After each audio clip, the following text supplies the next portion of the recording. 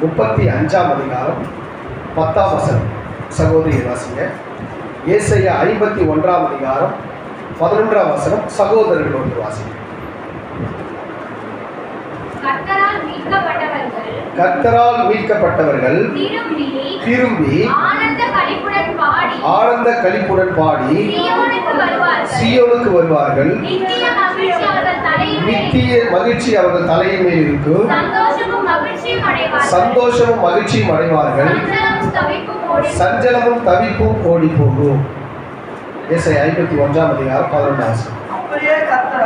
அப்படியே கர்த்தரால் மீட்கப்பட்டவர்கள் ஆனந்த களிப்புடன் பாடி சீயோனுக்கு திரும்பி வருவார்கள். நித்திய மகிழ்ச்சி அவர்கள் தலையின் மேல் இருக்கும்.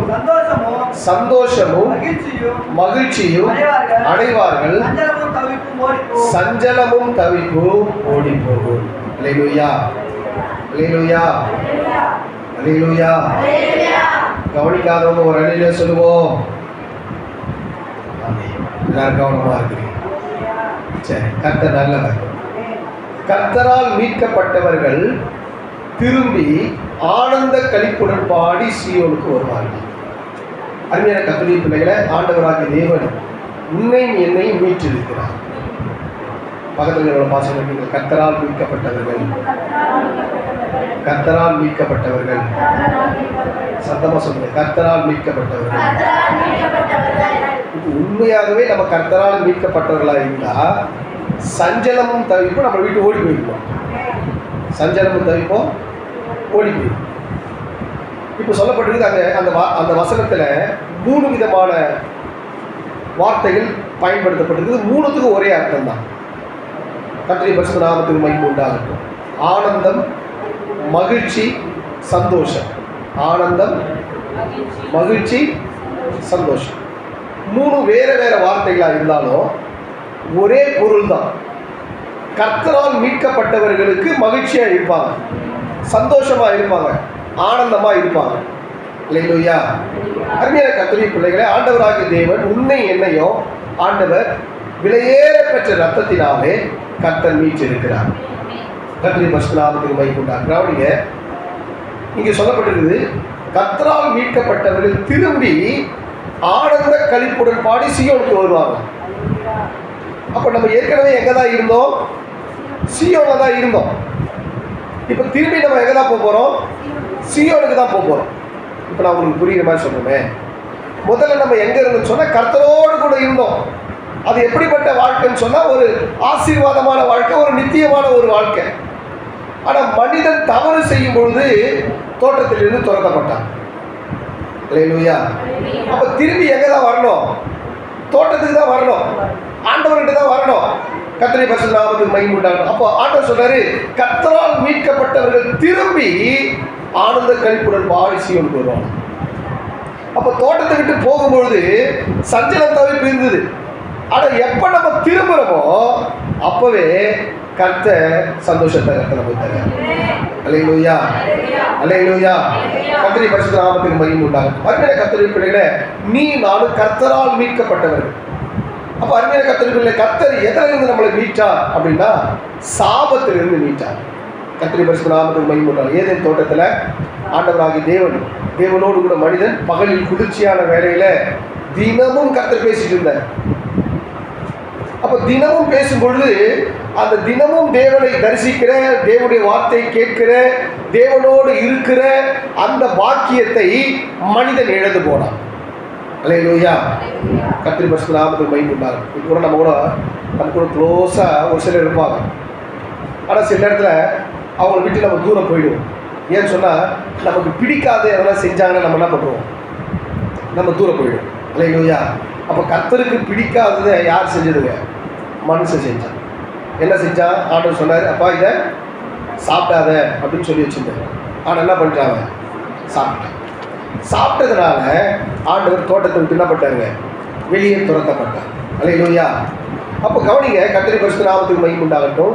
ஆண்டவராகிய இயேசு கிறிஸ்து ஏன் சிலுவை மரத்தை சூஸ் பண்ணார், தன்னுடைய மரணத்துக்கு சூஸ் பண்ணார் அப்படின்னா, மரத்தில் தான் பாவம் வந்தது. திரும்ப அந்த மரத்திலேயே மனிதனை தன்னோடு கூட சேர்த்து கொள்ளும்படியாக தான் இயேசு மரத்தில் அவர் கொலை செய்யப்பட்டார். கலாத்தியர் 3ஆம் அதிகாரம் 13வது வசனத்தில் வாசிக்கும் பொழுது, மரத்தில் தூக்கப்பட்ட எவனும் சபிக்கப்பட்டவன் என்று எழுதியிருக்கிறபடி கிறிஸ்து நமக்காக சாபமாகி நியாயப்பிரமாணத்தின் சாபத்தை நீக்கலாக்கி நம்மை மீட்டுக் கொண்டார். அல்லேலூயா. எதிலிருந்து ஏசப்பா நம்மளை மீட்டாருங்க? சாபத்திலிருந்து கர்த்தர் நம்மை மீட்டார். சொல்லுங்க வாய் திறந்து, சாபத்திலிருந்து இயேசு என்னை மீட்டார். வாய் திறந்து சொன்னவங்களுக்கு எல்லாம் சாபத்திலிருந்து விடுதலை கிடைச்சிச்சு. வாய் திறந்து சொல்லாதவங்களுக்கு இன்னொரு முறை சொல்லுங்க, சாபத்திலிருந்து இயேசு என்னை மீட்டார். சாபத்திலிருந்து இயேசு என்னை மீட்டார். அல்லேலூயா. அருமையான கர்த்தருடைய பிள்ளைகள், நம்ம மேல ஒரு சாபம் இருந்தது. அந்த சாபத்தில் இருந்து இயேசு நம்மை மீட்டார். எப்படி மீட்டார்? அவர் கல்வாரி சிலுவையில மரத்தில அவர் தூக்கப்பட்டதினாலே, மரத்தில அவர் நமக்காக ஜீவனை கொடுத்ததினாலே. அருமையான கர்த்தருடைய பிள்ளைகளே, மரத்தில் வந்த பாவத்தை போக்க இயேசு மரத்தை சுமந்து அந்த சாபத்தை கர்த்தர் மாத்திட்டார். அல்லேலூயா. அருமையான கர்த்தருடைய பிள்ளைகளே, நீ நானும் சபிக்கப்பட்டவர்களாக இருந்தோம், நம்ம சஞ்சலம் இருந்தவர்களாக இருந்தோம், வேதனை இருந்தவர்களாக இருந்தோம். இயேசு அவருடைய விலையேற பெற்ற ரத்தத்தை கொடுத்து உன்னை என்னையும் அந்த சாபத்தை நம்மளுக்கு மாற்றி ஆண்டவர் நம்மை மீட்டெடுத்தார். அல்லேலூயா. கர்த்தருடைய பரிசுத்த நாமத்துக்கு மகிமை உண்டாகட்டும். வேதம் சொல்கிறது, ஏசாயா 44ஆம் அதிகாரம் 22வது வசனத்திலே வாசிக்கும் பொழுது, ஏசாயா 44:22 கர்த்தருடைய பரிசுத்த நாமத்துக்கு மகிமை உண்டாகட்டும். உன் மீறுதல்களையும் மேகத்தை போலவும் உன் பாவங்களை கார்மேகத்தை போலவும் அகற்றிவிட்டு என்னிடத்தில் திரும்பு, உன்னை நான் மீட்டுக் கொண்டேன். அல்லேலூயா. கர்த்தர் தம்முடைய ஜனங்களை பார்த்து சொல்ற, உன் மீறுதல்களை மேகத்தை போலவும் உன் பாவத்தை கார்மேகத்தை போலவும் அகற்றிவிட்டேன். அருமையான கர்த்தருடைய பிள்ளைகளை, சில சொல்லுவான், நீ குற்றவாளின்னு சொல்லுவான். ஆனா நீங்க சொல்லும், கர்த்தர் அவருடைய ரத்தத்தினால் என்னை மீட்டு விட்டார். அல்லேலூயா. அல்லேலூயா. அருமையான கர்த்தருடைய பிள்ளைகளை, உன் பாவங்கள் சிலவற்று இருந்தாலும் அது எல்லாவற்றையும் பஞ்சை போல வெண்மையாய் மாற்ற அவரால் முடியும். ஆண்டவராக இயேசு கிறிஸ்து தம்முடைய விலையேற பெற்ற ரத்தத்தை கொடுத்து உனக்காகவும் எனக்காகவும் அவர் கல்வாரி சிலுவையிலே மரித்து, ஆண்டவர் உன்னுடைய எல்லா விதமான மீறுதல்களையும் பாவத்தையும் அவர் தன் மேலே ஏற்றுக்கொண்டார். அல்லேலூயா. இப்ப ஆண்டவர் சொல்றாரு, மகனே மகனே என் பக்கம் திரும்புப்பா, நான் உன்னை மீட்டுக் கொண்டேன். அல்லேலூயா. அருமையான கர்த்தருடைய பிள்ளைகளை, பொதுவாக தகப்பனை விட்டு தூரம் போறவங்க எல்லாருக்கும் என்ன உண்டாகும் அப்படின்னா, பஞ்சம் உண்டாகும், பசி உண்டாகும், நிம்மதி இருக்காது, துக்கம் நிறைந்தவர்களாய் காணப்படுவார். வேதத்துல ஒரு ஆதாரமாக ஒரு ஆண்டவர் ஒரு சம்பவத்தை சொல்லி வைத்திருக்கிறார். ஒரு தகப்பனுக்கு 2 பிள்ளைகள் இருந்தார்.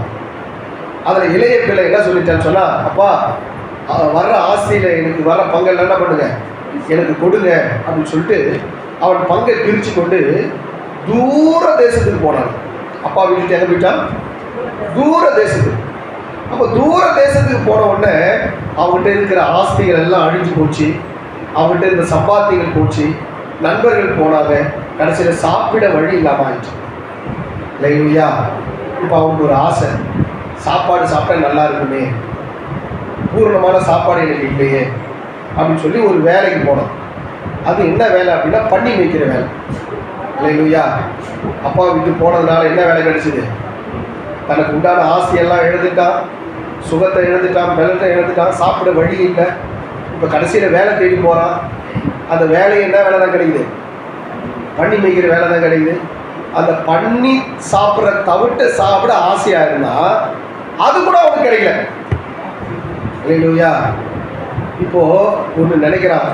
என்ன நினைக்கிறான் அப்படின்னா, எங்கள் அப்பாட்ட போனால் வேலைக்காரர்கள் பூர்ணமாக சாப்பிட்றாங்க, எங்கள் அப்பாட்ட போனால் ஒரு வேளை சாப்பாடாச்சும் சாப்பிட்லாம், இனி அப்பாட்ட போகலாம் அப்படின்னு சொல்லிட்டு திரும்பி தகப்பன் இடத்துல வரான். அல்லேலூயா. தகப்பன் இடத்துல வரும்பொழுதே தகப்பன் தூரத்தில் அவனை பார்த்துட்டு ஓடி போய் கட்டி பிடிச்சி முத்தம் கொடுத்து வேலைக்காரர் கூப்பிட்டு சொல்கிறாங்க, என் மகன் தொலைஞ்சி போனான், திரும்ப கிடச்சிட்டான், அவனுக்கு நல்ல மோதிரங்களையும் பாதரட்சைகளையும் கொண்டு வாங்க, நல்ல வஸ்திரங்களை கொண்டு வாங்க, நீங்கள் அடித்து புசிங்க அப்படின்னு சொல்லி ஒரு பெரிய விருந்து பண்ணுறாரு அப்பா. அல்லேலூயா.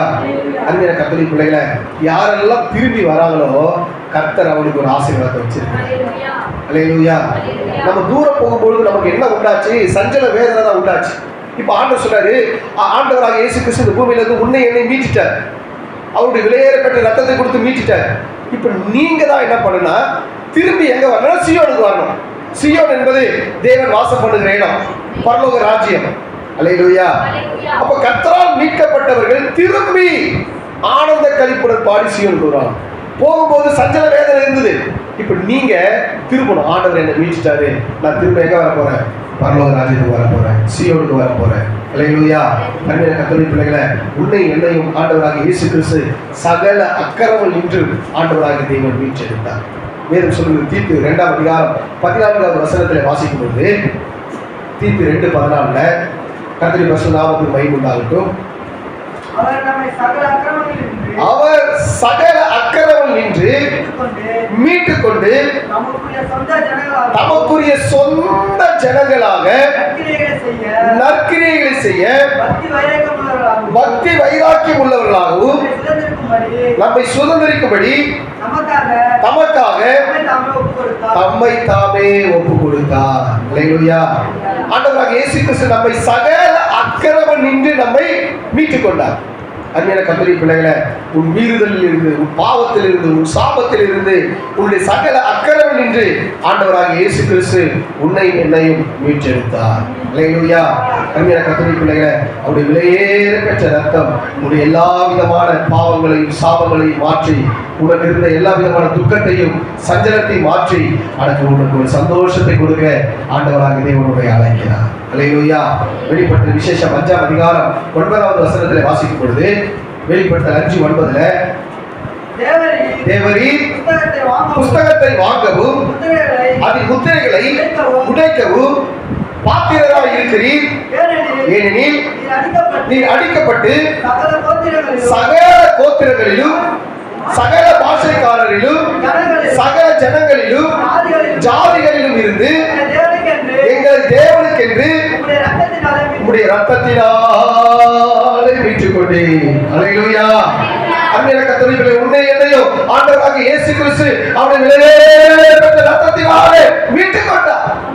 எதற்காக மீட்டார் சொன்னா, நீங்க தேவனுக்கு தேவை. அல்லேலூயா. தேவனுக்கு என்று ஆண்டவராக இயேசு கிறிஸ்து உன்னை என்னையும் அவருடைய ரத்தத்தினாலே கர்த்தர் மீட்டுக் கொண்டார். அன்பின் கர்த்தருடைய பிள்ளைகளே, ஆண்டவராக இயேசு கிறிஸ்துவின் விலையேற பெற்ற ரத்தம் உன்னுடைய எல்லா விதமான சாபமான வாழ்க்கையை மாற்றி, பாவமான வாழ்க்கையை மாற்றி, ஆண்டவராக இயேசு கிறிஸ்து உனக்கு ஒரு ஆனந்தத்தை தரும்படி, உனக்கு ஒரு மகிழ்ச்சியை தரும்படி, உனக்கு ஒரு சந்தோஷத்தை தரும்படி ஆண்டவராக இயேசு கிறிஸ்து உன்னை அழைக்கிறார். அல்லேலூயா. இப்ப நீங்க என்ன செய்யணும் சொன்னா, திரும்பி ஆனந்த களிப்புடன் பாடி சீயோனுக்கு வரணும். அல்லேலூயா.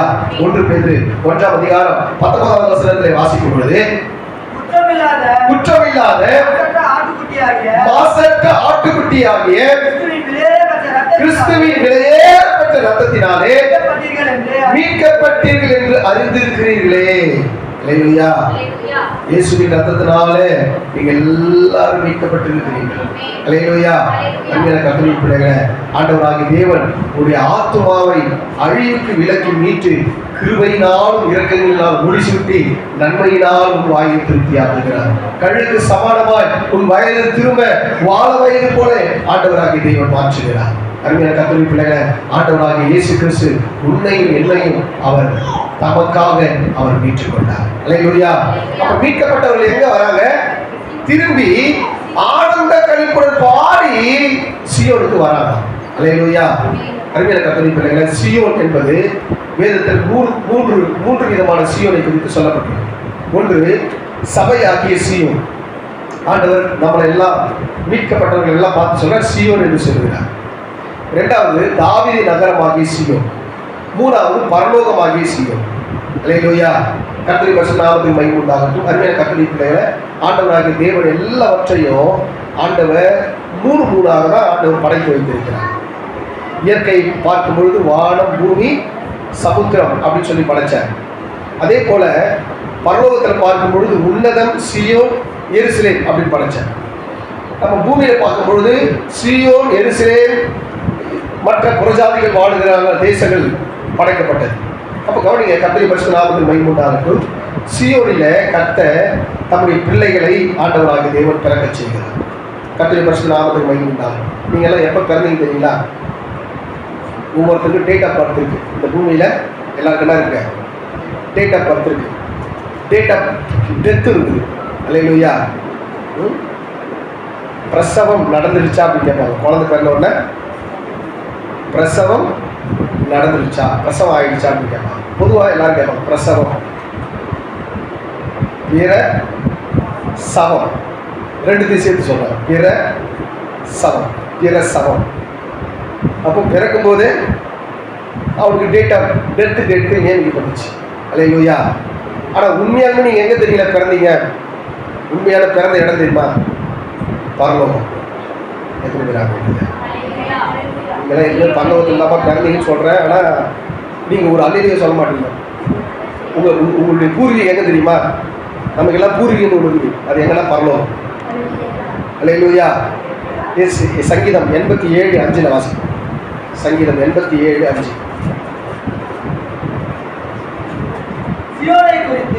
சீயோனை குறித்து இன்னான் அதில் பிறந்தான் என்று சொல்லப்படும் உன்னதமானவர் தாமே. ஆமென். இன்னான் அதில் பிறந்தான் என்று சீயோனில இன்னான் பிறந்தான் சொல்லி ஆண்டவர் ஏற்கனவே ஆண்டவர் பேர் எழுதிட்டார். அல்லேலூயா. எப்போ உங்க பேர் எழுதினாரு? உலக தோற்றத்துக்கு முன்னே. எப்ப எழுதினாரு? எபேசியர் 1:4 வாசிக்கும் போது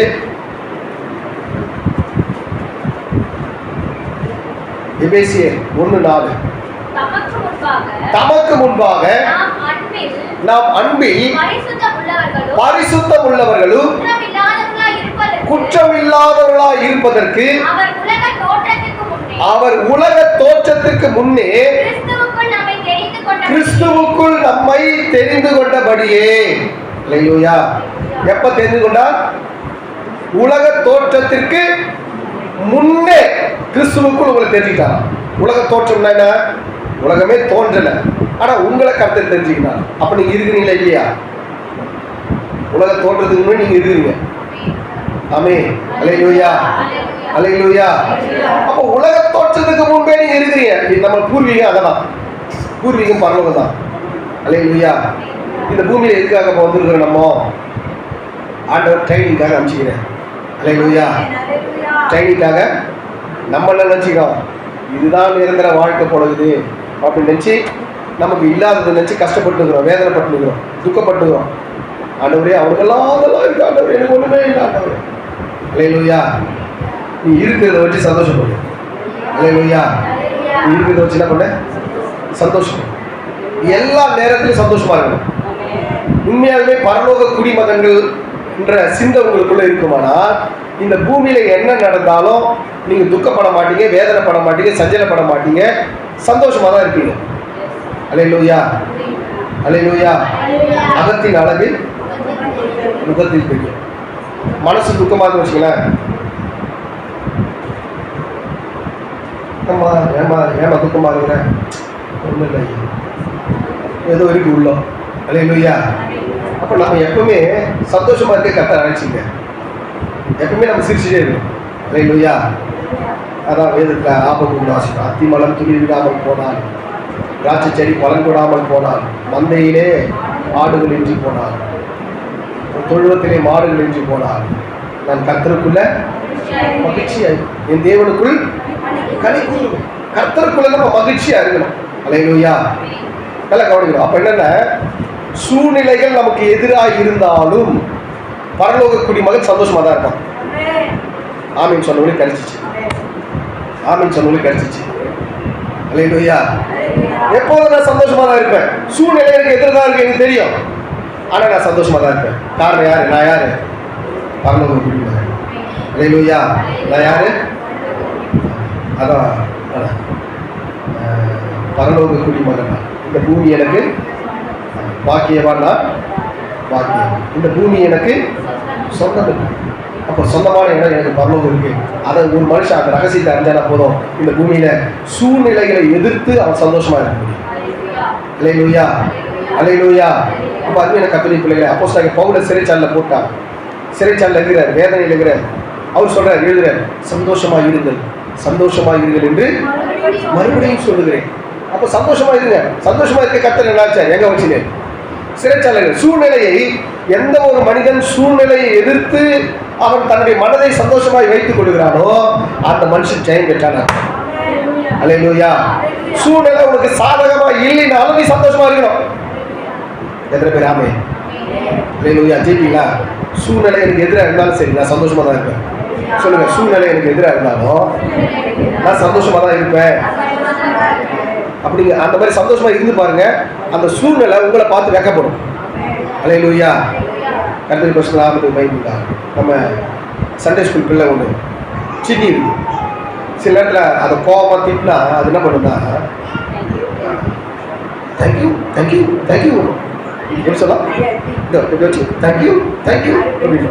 அல்லேலூயா. யாரா திட்டினா அழுவாங்க. நல்லா கவனிங்க. யாரா திட்டினா என்ன பண்ணுவாங்க?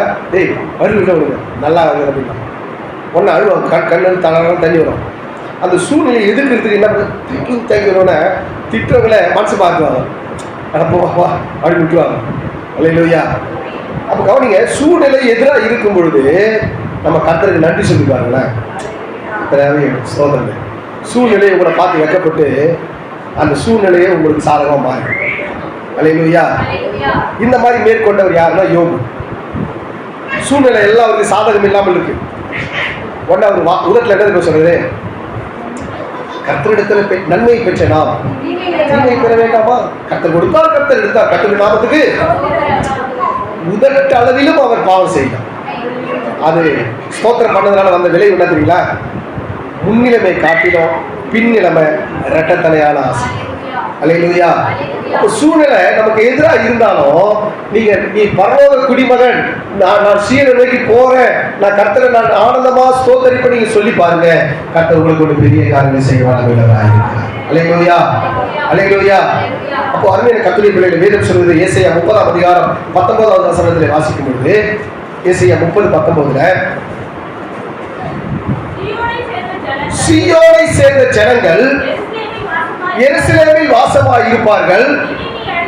இனி நீ அழுது கொண்டிராய். உன் கூப்பிடுதலின் சத்தத்தை அவர் உருக்கமாய் இறங்கி அதை கேட்டவுடனே உனக்கு மறு உத்தரவு வருவார். அல்லேலூயா. சீயோனை சேர்ந்த ஜனங்கள் எருசலேமிலே வாசமாய் இருப்பார்கள். அல்லேலூயா. நீ யாருன்னா பரலோகத்தை சேர்ந்த ஜனம். ஆனா எங்க இருக்கிற? எருசலேம் சபையில வாசமா இருக்கிற. யாரெல்லாம் சபையோடு கூட ஐக்கியம் இருக்கிறாங்களோ அவங்க எல்லாம் பரலோகத்துக்கு சொந்தக்காரர். அல்லேலூயா. சபையோடு ஐக்கியப்படணும். கர்த்தருடைய பரிசுத்த நாமத்துக்கு மகிமை உண்டாகும். அருமையான கர்த்தருடைய பிள்ளைகளே, யாரெல்லாம் சபையோடு கூட இணைந்து இருக்கிறார்கள் ஆண்டவர் சொன்னாரு, எருசலேமில் வாசமா இருப்பார்கள். இனி அவர்கள் அழுது கொண்டிரார். அல்லேலூயா.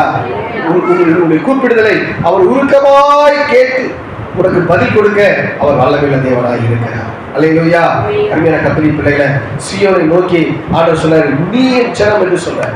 ஏசாயா 51ஆம் அதிகாரம் 16வது வசனத்திலே வாசிக்கும் பொழுது, ஏசாயா 51:16, நான் வானத்தை நிலைப்படுத்தி பூமியை அஸ்திவாரப்படுத்தி சீயோனை நோக்கி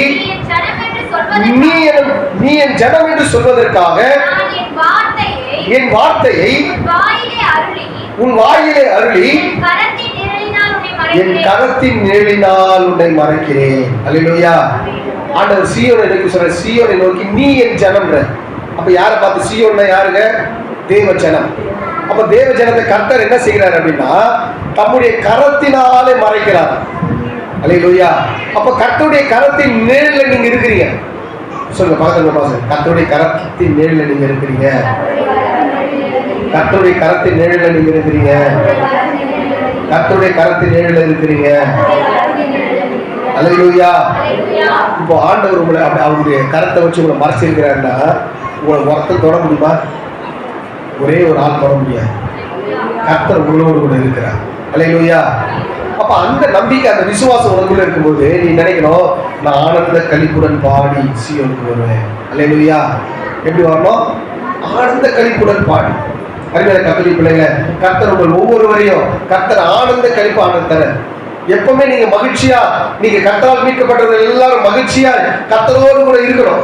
கர்த்தரை பரிசுத்தமாக மகிமைப்பட்டார். பூமியில ஒரு சீயோன் இருக்கு, அது தாவீதின் நகரம். வேதத்தில் வாசிக்கும்போது 2 சாமுவேல் 5ஆம் அதிகாரம் 7ஆம் வசனத்துல வாசிக்கும் பொழுது 2 சாமுவேல் 5:7 ஆனாலும் தாவீது சீயோன் கோட்டையை பிடித்தான், அது தாவீதின் நகரமாயிற்று. அல்லேலூயா. பூமியில ஒரு சீயோன் இருக்கு, இஸ்ரவேல்ல ஒரு சீயோன் இருக்கு. கர்த்தரை பரிசுத்தமாக இதுக்கு முன்னாடி சொன்ன வசனங்கள் எல்லாம் கர்த்தர் தம்முடைய ஜனங்களை சீயோன் சொல்றார். இது எழுத்தின்படியாக பூமியில ஒரு சீயோன் இருக்கு, சீயோன்ற ஒரு பகுதி இருக்கு.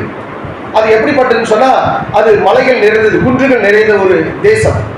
சங்கீதம் 133:3 வாசிக்கும் போது, சங்கீதம் 133:3 எர்மோன் மேலும் சீயோன் பர்வதங்கள் மேலும் இறங்கும் பனிக்கு ஒப்பாய் இருக்கிறது. சீயோன் பர்வதம், அருமையான கர்த்தருடைய பிள்ளைகளை, சீயோன் மலையில பர்வதங்கள் அதிகமாய் காணப்படும். கர்த்தருடைய பரிசுத்த நாமத்துக்கு மகிமை உண்டாகும். அதுதான் ஆண்டவராக இயேசு கிறிஸ்து மலைக்கு ஒப்பிட்டு சொன்னார். ஒரு மனுஷன் ஒரு வீட்டை கட்டுறான்னு சொன்னா, அந்த அஸ்திபாரத்தை நம்ம எது மேல கட்டணும்? நம்ம நல்ல பாறை மேல, கல்லின் மேல கட்டணும். அது கல்லின் மேல கட்டினா என்ன பிரச்சனை வந்தாலும் அது விழுந்து போகாது, அழிஞ்சு போகாது. அல்லேலூயா. உங்க அஸ்திபாரத்தை கர்த்தர் மேல போடணும். அல்லேலூயா. அருமையான கர்த்தருடைய பிள்ளைகளை, சீயோன் தேசம் உபாகம் 4ஆம் அதிகாரம் 47வது வசனத்தில் வாசிக்கும் போது, உபாகம் 4:47 கர்த்தருடைய பரிசுத்த நாமத்துக்கு யோர்தானுக்கு இப்புறத்திலே சூரியோதய திசையில் அர்னோன் ஆற்றங்கரையில் உள்ள ஆரோவேர் தொடங்கி எர்மோன் என்னும் சீயோன் மலை வரைக்கும் உள்ள தேசமும் யோர்தானுக்கு இப்புறத்திலே சூரியோதய திசையில் அஸ்தோத் பிஸ்தாவுக்கும் ஆமென். போதுமா? அல்லேலூயா. அப்ப சீயோன் தேசம் அது ரொம்ப ஆசீர்வாதமான தேசம். அல்லேலூயா. அது எழுத்தின்படியா. ஆனா பரலோகத்துல ஒரு சீயோன் ஆண்டவர் வச்சிருக்கிறார். அல்லேலூயா. கர்த்தரே, முதல்ல நீ சீயோன், தனிப்பட்ட மனுஷன் சீயோன். இரண்டாவது எழுத்தின்படி இஸ்ரேல்ல சீயோன் இருக்கு. மூணாவது பரலோகத்துல ஒரு சீயோன் இருக்கு. நம்ம எங்க போறோம், டிராவல் பண்றோம்னா பூமியில இருக்கிற இஸ்ரேல் சீயோன் கிடையாது. அல்லேலூயா. பரலோகத்தில் இருக்கிற சீயோனுக்கு நம்ம டிராவல் பண்ணிருக்கிறோம். அல்லேலூயா. அதாவது முஸ்லீம் சொல்லுவாங்க, ஒரு உண்மையான முஸ்லீம் அவங்களுடைய ஆயுசு நாட்டில் ஒரு முறையாவது எங்க போனோமா, ஹஜ் பயணம் போனோம்னு சொல்லுவாங்க. ஹஜ் யாத்திரை, மெக்கா மதீனா ரெண்டுத்தையும் போய் சுற்றி பார்த்துட்டு வரணும் அப்படின்வாங்க. அதுக்காக அரசாங்கம் என்ன பண்ணுதுங்க, 30% சலுகைகள்லாம் தராங்க. அதே போல நம்ம இஸ்ரேல் தேசத்தை சுற்றி பார்க்கறதுக்கு கிறிஸ்தவர்களுக்கு என்ன பண்றாங்க, அரசாங்கம் 30% தராங்க. கர்த்தருடைய பரிசுத்த நாமத்துக்கு மகிமை. போற டிராவல்ல 30% கவர்மெண்ட் எடுக்குது. ஒரு 1.5 லட்ச ரூபா ஆகுதுன்னு சொன்னா அதில் ஒரு பகுதி என்ன பண்ணுது, அரசாங்கம் இருக்குது. புண்ணிய ஸ்தலங்களை போய் சுற்றி பார்த்துருவாங்க அப்படின்னு. ஆனால் கர்த்தருடைய பரிசுத்த நாமத்துக்கு மகிமை உண்டாகட்டும், நம்ம சீயோனுக்கு போகிறோம். இந்த சீயோன்ல பரலோக சீயோன் இல்லையா? அங்கே பரலோக சீயோன்ல கர்த்தர் ஏற்படுத்தி கொண்டிருக்கிறார். உன்னதம், சீயோன், எருசலேம் அப்படின்ற ஒரு 3 பகுதி பரலோகத்தில் இருக்கு. அதுல ஆண்டவர் நமக்கு ஏற்படுத்தப்பட்ட பகுதி என்னன்னு சொன்னா புதிய எருசலேம். இந்த புதிய எருசலேம் தான் ஆண்டவர் யோவான் அப்போஸ்தலனாகிய யோவானுக்கு கர்த்தர் என்ன பண்ணாருங்க, வெளிப்படுத்தினார். பரலோகத்திலிருந்து ஒரு நகரம் இறங்கி வர பார்க்கிறார். அது புதிய எருசலேம் அப்படின்ற, அது மணவாட்டிக்கு அலங்கரிக்கப்பட்ட ஒரு அலங்காரமான ஒரு காரியங்களா இருக்குது அப்படின்னு சொன்னார். கர்த்தருடைய பரிசுத்த நாமத்துக்கு மகிமை உண்டாகட்டும். அருமையான கர்த்தருடைய பிள்ளைகளை, நீ நானும் ஆண்டவராகிய தேவன் சீயோனுக்கு ஆண்டவர் கொண்டு போக போகிறார். வேதம் சொல்லுகிறது. சங்கீதம் 102வது சங்கீதம் 15வது வசனத்தில் வாசிக்கும் பொழுது, சங்கீதம் 102:15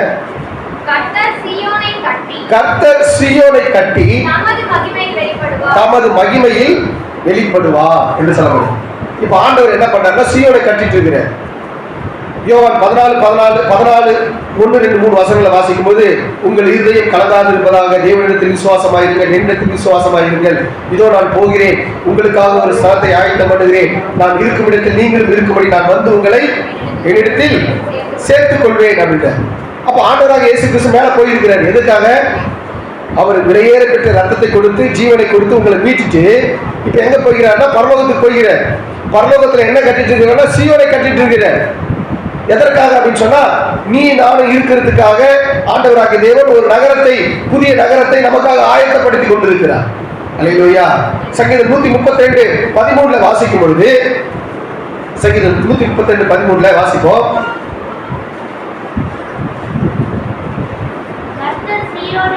கர்த்தர் சீயோனை தெரிந்து கொண்டு அதை நமக்கு வாசஸ்தலமாகும்படி விரும்பினார். அல்லேலூயா. ஆண்டவர் சொல்றார், இது என்றென்றைக்கும் நான் தங்கும் இடம், இதை நான் விரும்பினபடியால் இங்கே வாசம் பண்ணுவேன். அல்லேலூயா. அப்ப கர்த்தர் எதை தெரிந்து கொண்டார்? சீயோனை தெரிந்து கொண்டார். அருமையான கர்த்தரின் பிள்ளைகளே, நீங்க நானும் ஆண்டவராகிய தேவன் கொண்டு போக போகிற இடம் என்னன்னு சொன்னா சீயோனுக்கு போவோம். எதற்கு நாம் என்றது? அல்லேலூயா, அல்லேலூயா. அதுதான் இப்படி பாட்டு பண்ணாங்க. காணாம சேர போறோம் வாரிகளா, நம்பி வாரிகளா, அது பாலத்தில் ஓடும் பரலோகம் அதற்கு பேரா, பாலத்தில் ஓடும் பரலோகம் அதற்கு பேரா, காணாம சேர போறோம் வாரிகளா. நான் போறேன், நீங்க வரீங்களா? அப்படி அல்லேலூயா. போகும்போது எப்படி போனோம்? மகிழ்ச்சியோடு போனோம், ஆனந்தத்தோடு போனோம், சந்தோஷத்தோடு போனோம். அல்லேலூயா. நான் எங்க போறேன்? சீயோனுக்கு போறேன். அல்லேலூயா.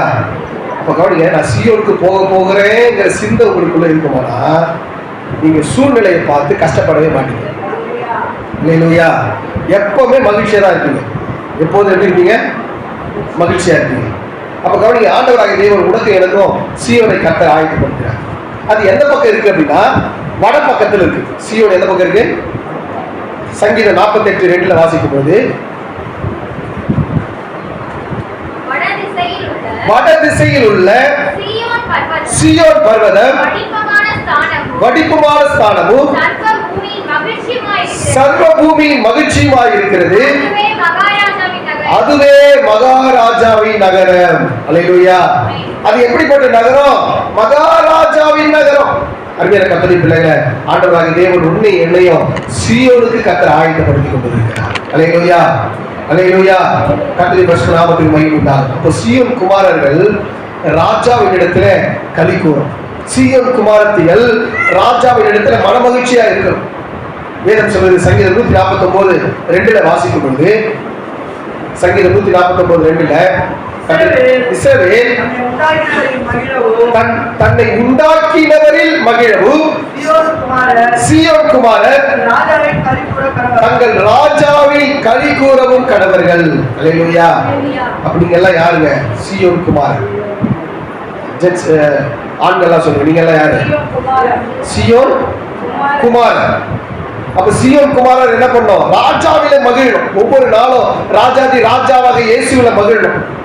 சீயோன் குமாரத்தை என்ன பண்ணணும்? வாசிங்க உன்னத பாட்டு 3:11. உன்னத பாட்டு 3:11. சீயோன் குமாரத்திகளே, நீங்கள் புறப்பட்டு போய் ராஜாவாகிய சாலமோனின் கல்யாண நாளிலும் மனமகிழ்ச்சியின் நாளிலும் அவருடைய தாயார் அவருக்கு சூட்டின முடியோடு இருக்கிற அவரை பாடுங்கள். அல்லேலூயா. பாருங்கள். அல்லேலூயா. கர்த்தரின் பரிசுத்த நாமத்துக்கு மகிமை உண்டாகட்டும். அருமையான கர்த்தரின் பிள்ளைகளே, அப்போ சீயோன் குமாரத்திகள் எல்லாம் என்ன பண்ணணும்னு சொன்னா ராஜாவுடைய திருமணம் வரப்போகுது. நம்ம எல்லாம் ஆயத்தமா மாறும். அல்லேலூயா. அருமையான கர்த்தரின் பிள்ளைகளே, ஒரு திருமணத்துல மகிழ்வது போல கர்த்தருக்குள்ள நம்ம மகிழ்ச்சியா இருக்கணும். அருமையான கர்த்தரின் பிள்ளைகளே, மகிழ்ச்சியா இருக்கும்படியாகத்தான் ஆண்டவராகிய தேவன் உன்னையும் என்னையும் ஆண்டவராகிய தேவன் அழைத்திருக்கிறார். அல்லேலூயா. யாரெல்லாம் மகிழ்ச்சியா இருப்பாங்க? நல்லா கவனிக்கணும். கடைசியா ரகசியத்தை சொல்லி முடிக்கிறேன். யாரெல்லாம் மகிழ்ச்சியா இருப்பாங்கன்னு சொன்னா, இந்த வழியை யாரெல்லாம் தெரிஞ்சுக்கிறாங்களோ அவங்க எல்லாம் மகிழ்ச்சியா இருப்பாங்க. சங்கீதம் 16:11 வாசி. சங்கீதம் 16:11. ஜீவ மார்க்கத்தை எனக்கு தெரியப்படுத்தினி, உம்முடைய சமூகத்திலே பரிபூர்ண ஆனந்தமும் உமது வலது பாரிசத்தில் நித்திய பேரின்பமும் உண்டு. அல்லேலூயா. ஜீவ மார்க்கத்தை எனக்கு தெரியப்படுத்தினீர். அப்ப யாரெல்லாம் அந்த வழியில போறாங்களோ ஆண்டவர் சொல்றார், நானே வழியும் சத்தியமும் ஜீவனுமா இருக்கிறேன். ஒருவன் என்னை பின்பற்றினால் அவன் ஜீவனை அடைவான், ஜீவ வழியை அவன் அடைந்திருப்பான். அப்போ ஜீவ மார்க்கத்தை கர்த்தர் தெரியப்படுத்தி இருக்கிறார். அந்த ஜீவ மார்க்கத்துக்குள்ள அந்த வழிக்குள்ள யாரெல்லாம் வராங்களோ அவங்களுக்கெல்லாம் நித்திய பேரின்பத்தை கட்டத்துறார். இல்லையா? ஆண்டவர் உங்களுக்கு நித்திய பேரின்பத்தை வச்சிருக்கிறார். பக்கத்துல ஒரு பாசம், உங்களுக்கு நித்திய பேரின்பத்தை கர்த்தர் வச்சிருக்கிறாரு. அல்லேலூயா. என்ன பேரின்பம்? அதாவது அந்த அந்த அந்த சந்தோஷத்தை சொல்லவே முடியாது. எப்பவுமே மகிழ்ச்சி தான். அல்லேலூயா. இந்த பூமியில் இருக்கும்போது திடீர்னு சந்தோஷமா இருக்கும், அடுத்தது தான் ஆகும், அடுத்த நேரத்தில் துக்கம் வரும். ஆனா அங்க போனீங்கன்னா எப்பவுமே மகிழ்ச்சி தான். அல்லேலூயா. அருமையான கர்த்தருடைய பிள்ளைகளை, உன்னை என்னையும் மகிழ்ச்சியா இருக்கும்படியாக ஆண்டவராக தேவன் அழைத்திருக்கிறார். வேதம் சொல்கிறது ஏசாயா 61 அதிகாரம் 7வது வசனத்துல வாசிக்கும் போது, ஏசாயா 61:7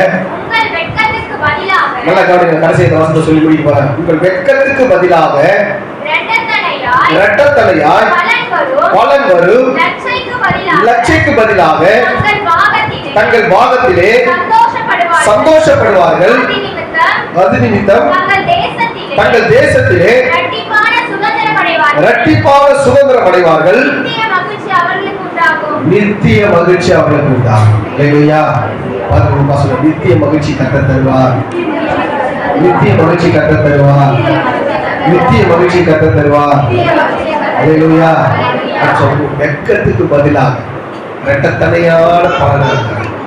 அருமையான கர்த்தருடைய பிள்ளைகளை, ஒருவேளை இதுவரை நீங்க வெட்கத்தை அனுபவித்திருக்கலாம், லட்சையை அனுபவித்திருக்கலாம். ஆனா ஆண்டவர் சொல்றாரு, இரட்டத்தலையான ஆசீர்வாதத்தை நாம் தரப்போம். யோபுடைய வாழ்க்கையில கர்த்தர் இரட்டத்தலையான ஆசீர்வாதத்தை கொடுத்தார். எலியாவின் இடத்துல இரட்டத்தலையான வரத்தை பெற்றுக்கொண்டார். அருமையான கர்த்தருடைய பிள்ளைகளை, ஆண்டவர் 2 மடங்கு ஆசீர்வாதங்களை கொடுத்து உன்னை நிறைவாய் நடத்த அவர் வல்லமையுள்ள தேவனாய் இருக்கிறார். அருமையான கர்த்தருடைய பிள்ளைகளை, வேதம் சொல்லுது, கர்த்தரால் மீட்கப்பட்டவர்கள் ஆனந்த களிப்புடன் பாடி சீயோனுக்கு வருவார்கள். நித்திய மகிழ்ச்சி அவர்கள் தலையின் மேல் இருக்கும். சந்தோஷ மகிழ்ச்சி அடைவார். சஞ்சலம் தவிப்போம், மகிழ்ச்சி வந்துச்சுன்னா போதும், சஞ்சலம் தவிப்போம். அருமையான கர்த்தருடைய பிள்ளைகளை, கர்த்தர் எல்லாரும் மகிழ்ச்சியாய் கர்த்தர் வைப்பாரா. சந்தோஷமாயிருங்க எப்பொழுதும்.